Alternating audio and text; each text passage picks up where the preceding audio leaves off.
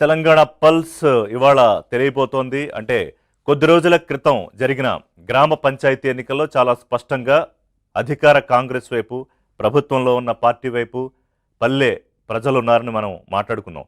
అయితే ఇప్పుడు మున్సిపాలిటీలు, కార్పొరేషన్ల ఓటర్లు అంటే చైతన్య విషయానికొస్తే ఎక్కువ పర్సంటేజ్ ఓటింగ్ అయితే అటు పల్లెల్లోనే జరుగుతోంది, రూరల్ ప్రాంతాల్లో. అర్బన్ ప్రాంతాల్లో సపోజ్ మనం జిహెచ్ఎంసీ ఎన్నికల్లో చూస్తే లేదా జనరల్ ఎలక్షన్స్లో చూసినా హైదరాబాద్లో అత్యల్ప ఓటింగ్ జరుగుతుంది, ఏ ఎన్నిక జరిగినా, ఈవెన్ ఉప ఎన్నికలు జరిగినా కూడా. బట్ వేరే పట్టణ ఓటర్లు మరీ ఇంత అన్యాయంగా తయారవ్వలేదు. దాదాపు 73.5%, అంటే ఇంకా ఎక్కువ పెరుగుతుందని అంచనా వేసినా కూడా 73-74% మంది ఈ మున్సిపల్ కార్పొరేషన్ ఎన్నికల్లో ఓటింగ్లో పాల్గొన్నారు. సరే, ఎవరి వైపు వాళ్ళ ఓటు ఉంది అంటే పట్టణ ఓటరు నాడి పట్టుకున్న పార్టీ ఏది అనేది ఇవాళ తెలిసిపోతుంది.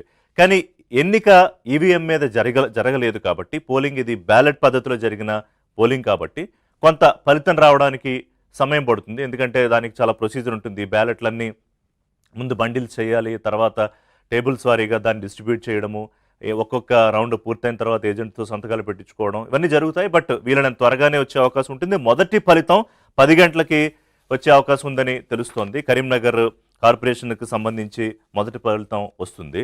ఇక క్యాంపు రాజకీయాలు ఏంటి? మనం సాధారణంగా అసెంబ్లీ ఎన్నికల్లోనో లేకపోతే కొంచెం హంగు వస్తుందని చోట క్యాంప్ పాలిటిక్స్, ముందు గెలిచే ఎమ్మెల్యేలు, గెలవబోయే ఎమ్మెల్యేలు తీసుకెళ్లి వేరే చోట పెట్టడం ఇవన్నీ చూస్తూ ఉంటాం. కానీ అంతే ప్రతిష్టాత్మకంగా ఈ ఎలక్షన్కి సంబంధించి కూడా పార్టీలు తీసుకున్నాయి.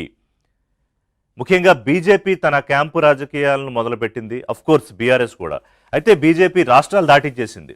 ఉత్తరప్రదేశ్, అయోధ్య, మహారాష్ట్ర, ఛత్తీస్గఢ్ లాంటి చోటకి బస్సుల్లో తరలించేశారని చెప్పి మనకు తెలుస్తోంది. అలాగే బీఆర్ఎస్ కూడా క్యాంపు రాజకీయాలు మొదలుపెట్టింది. కొన్ని అంచనాలు అంటే పీపుల్స్ పల్స్ లాంటి ఒక అంచనా సర్వే సంస్థ కానీ, రాజనీతి స్ట్రాటజీస్ లాంటి ఒక సంస్థ కానీ